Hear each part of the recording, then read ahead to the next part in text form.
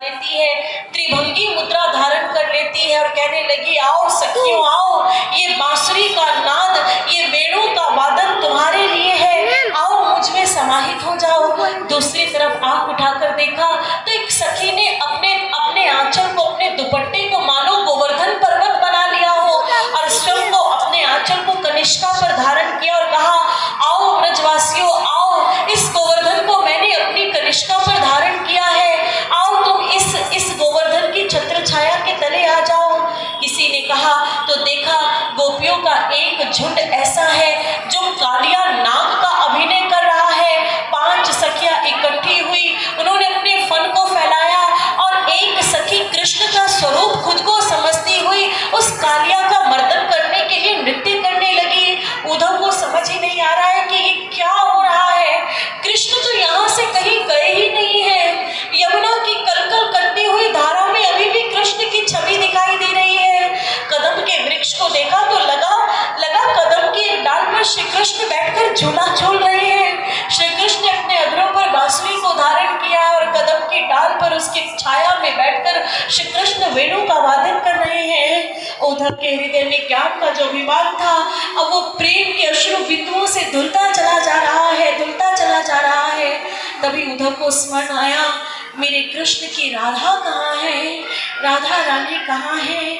तभी एक जगह, एक दिशा की ओर उनकी दृष्टि गई तो देखा एक शिला पर एक गोपी एक शिला पर अपना मस्तक रखकर बैठी है। उनके कपोलों को, उनके आंखों को देखकर ऐसा लग रहा है जैसे कई युग बीत गए, उन्हें पलक झपकाए हुए। और उद्धव जी को आभास हो रहा है कि इन नेत्रों ने ऐसे बांध को बांध कर रखा है कि इन नेत्रों से जल निकलना तो चाहता है लेकिन पलकों ने ऐसा बांध बांधा है कि चाह करके भी नेत्रों से जल की बूंदें निकल नहीं पा रही हैं। उद्धव जी को समझने में देर नहीं लगी कि ये श्रीमती राधा जी ही हैं। उनके पास गए, उद्धव जी की कमली और कृष्ण की वैजंती माला और कृष्ण का अंगवस्त्र राधा जी के समक्ष रखकर कहा, श्रीमती राधा रानी जी के चरणों में उद्धव का प्रणाम स्वीकार कीजिए। मैं मथुरा से आया हूँ, कृष्ण ने मुझे भेजा है और आप सभी के लिए संदेश दिया है।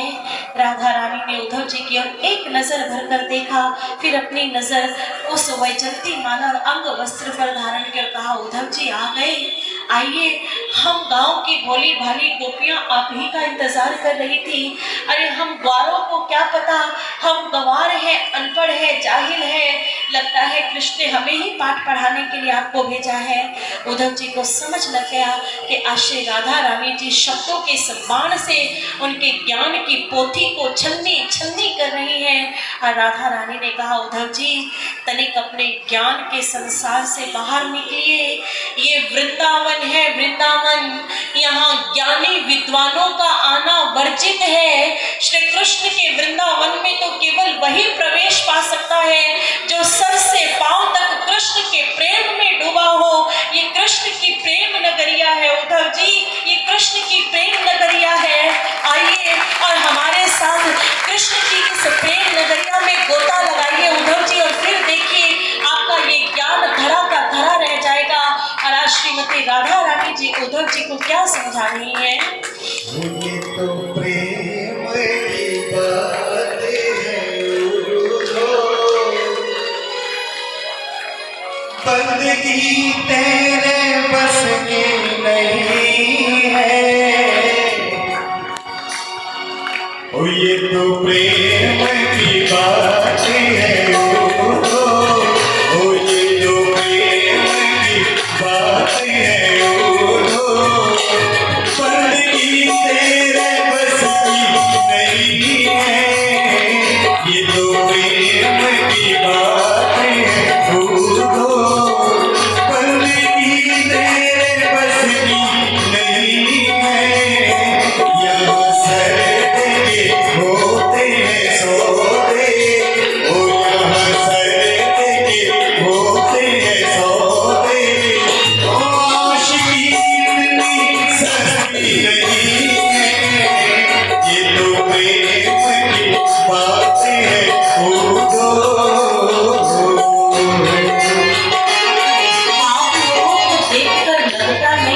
आप लोग प्रेम नगरिया में जाना चाहते हैं। जाना चाहते हैं? कौन कौन जाना चाहता है? देखिए, सूरदास जी ने कहा है कि प्रभु मुझे तुम दोबारा इस संसार में बुलाओ या ना बुलाओ, लेकिन मुझ पर इतनी कृपा कर देना, मुझे ब्रज की, वृंदावन की कहीं लता पता बना देना, कहीं वृंदावन की रज बना देना, कहीं कहीं भी वृंदावन में किसी भी कोने में मुझे स्थान दे देना प्रभु। मैं आपको, आपके प्रेम को वहीं से महसूस करूंगा। आप भी, हम जानते हैं कि आप लोगों के मन में भी भाव होगा कि हम भी वृंदावन चले, सामाजिक गतिविधियों के कारण नहीं जा पाते, तो चलिए आज यही बैठे बैठे भावों से हम वृंदावन की सैर कर कर आते हैं। खुद को गोपी भाव में स्थित कर कर देखिए, अपने आप को डॉक्टर, वकील, अध्यापक, माता पिता ये नहीं, अपने आप को समझिए कि मैं मेरे कृष्ण की गोपी हूँ और मुझे भी कृष्ण के प्रेम नगरिया में जाना है। और हमारे साथ उस प्रेम नगरिया के भ्रमण में चलिए, और प्रेम नगर में जाना है तो भैया प्रेम के भावों में डुबकी तो लगानी पड़ेगी। दोनों हाथ ऊपर उठाते हुए मस्ती से, आनंद से, श्रम को ये महसूस करते हुए कि हम भी वृंदावन की कुछ गलियों में घूम रहे हैं। और क्या कहना है? ये तो प्रेम की बात है,